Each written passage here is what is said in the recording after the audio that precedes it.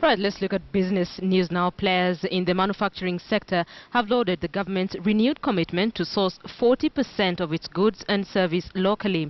The manufacturers, however, want the government to fully implement the Public Procurement and Disposal Act in order to see full realization of this arrangement. KTN's Charles Gitonga sat down with the designate chief executive of the Kenya Association of Manufacturers to find out what it would take for the procurement quota to work. Listen.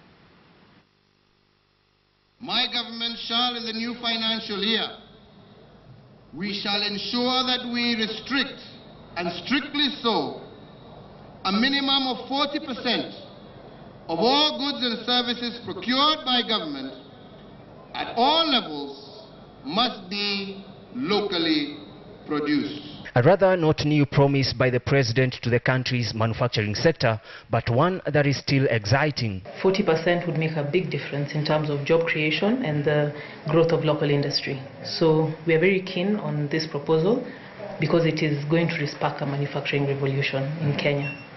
The directive to have government buy 40% of its requirements from local producers was first heard in policy circles in 2013, soon after the Jubilee administration came to power.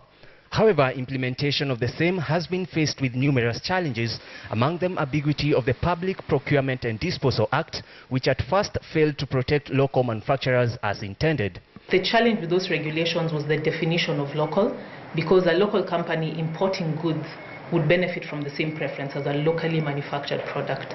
So the challenge has been that these regulations have not really given preference to locally manufactured goods.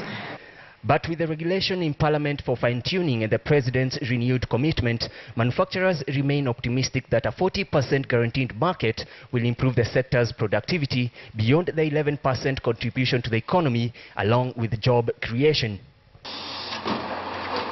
We are hopeful that this time the directive by the government will be taken up and that there will be an increase in the purchase of locally manufactured goods.